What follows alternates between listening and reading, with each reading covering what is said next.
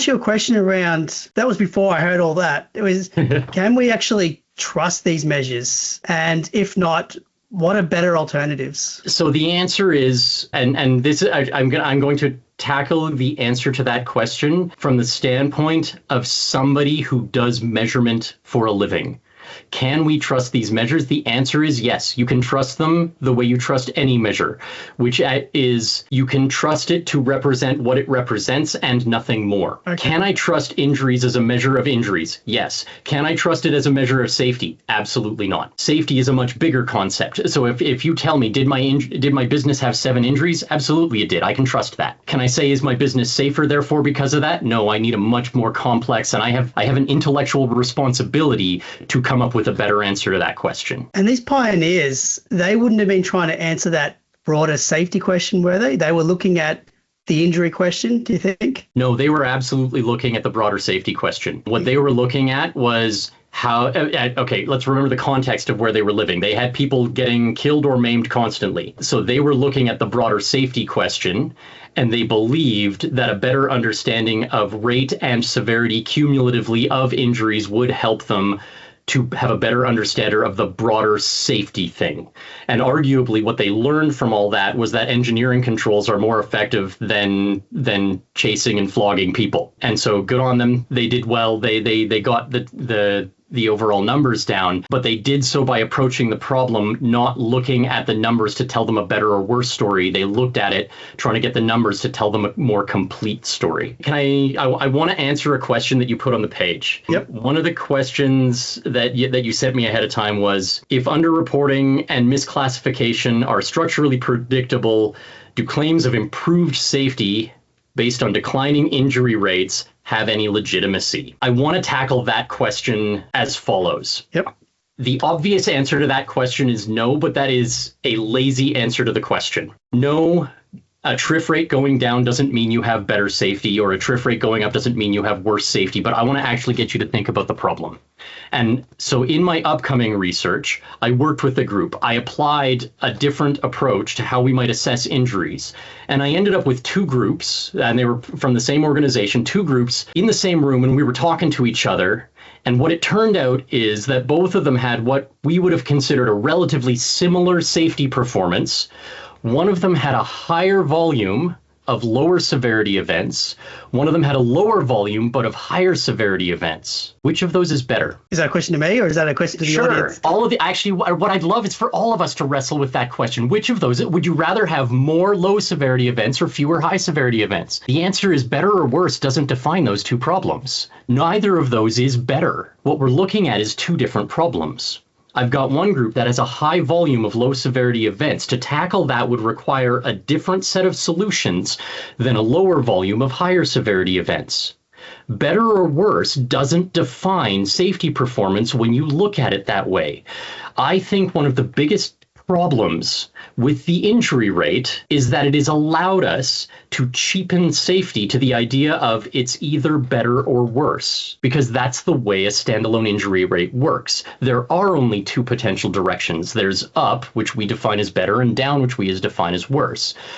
You need a much more complex set of measures to get a more interesting dynamic, but when you get that more interesting dynamic, what you'll immediately find is you can no longer take your simplistic definition of this improved and that declined. It just doesn't work. You actually have to look at the problem and kind of go, not better or worse, different. And that's the better answer to that question. Then does getting better or worse have any legitimacy? I would answer no, but it doesn't have any legitimacy in either direction, because when you have a better set of tools, you will have a better answer. And do you see the frequency and the severity having a role in that bigger picture? The answer to that is yes and no. I see it having a role, but not the role. One of the comments that I have made, and I don't know if it's going to get struck from my paper or not because it's not very academic, but one of the comments that I've made is that I believe that there is a role for the injury rate to play in the future of safety measurement, but not as the definition of safety. To define any one measure as the definition of safety is to invite a new tyrant to enjoy the spot so long held by the standalone injury rate. So does it have a role? Yes. Does it have the role it currently has? It can't. Well, I like that. I'm really keen, just mindful of the time, I'm really keen to get onto your prior published paper, which I'll show on the screen.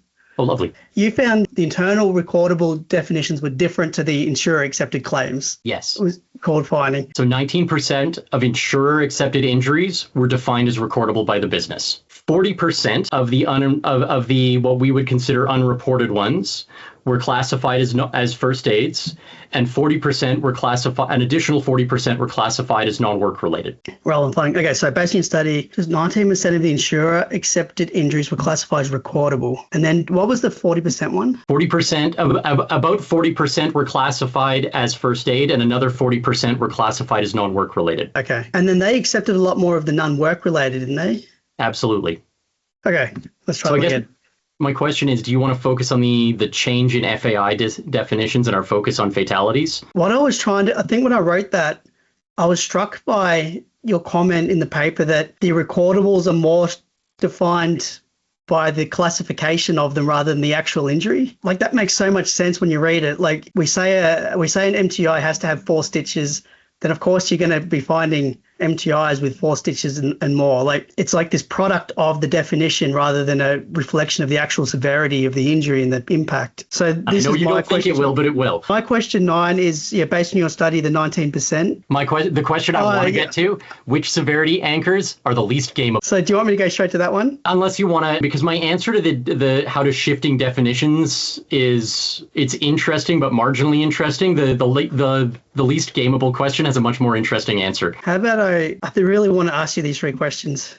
So based on your recent study, and I'll put it up on the screen so people can find it, you found that just 19% of insurer-accepted injuries were classified as a recordable injury internally. So how do these internal classification systems distort our understanding of our risk profile? My quick answer to that is you're always going to prioritize the things that the measurement system prioritizes. So the ones that we are quickest to latch onto are the ones that we're going to spend the most time trying to control. So I'm trying to think back to that paper, but I believe I calculated that it was something like 11 point something times more likely to be a recordable injury if you pinched your finger than if you strained your back.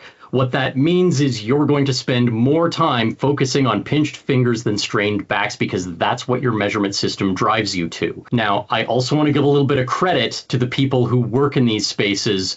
They recognize that the system has flaws and they compensate for them. Now, I said there was going to be a wild card here thrown in. So this is my wild card. Do you think, based on your experience, zero harm and these types of well-intentioned initiatives and worldviews that try to really drive down the number of all injuries, do you think they would be particularly susceptible to those effects? The answer to that, in my opinion, is that if you are zealous about it, absolutely. It's like anything. If you take it too far, you will do stupid things. If you are absolutely and utterly committed to zero, you will get zero, and you will get it in ways that you did not earn it, and you will create an unsafe culture doing so. So that is absolutely on the table if you zealously promote zero.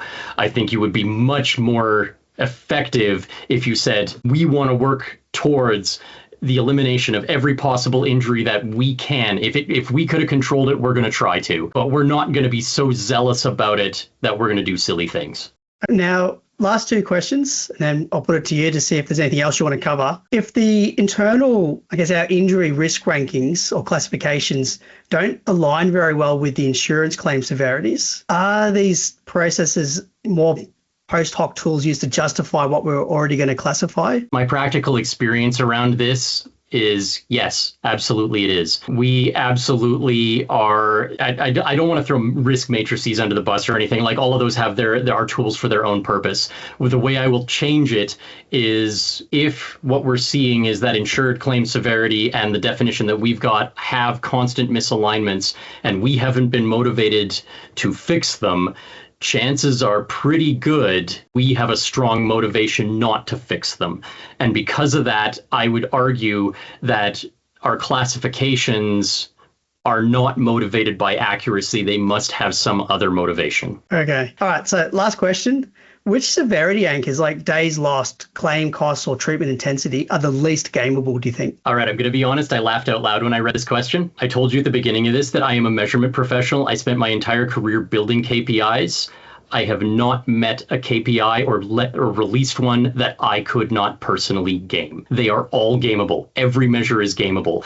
To ask whether or not the measure is gameable is the wrong question. The right question is, how much motivation am I giving people to game it? So there's nothing wrong with a standalone injury rate in terms of whether or not it's gameable. It becomes gameable the moment I tie it to multi-million-dollar contracts.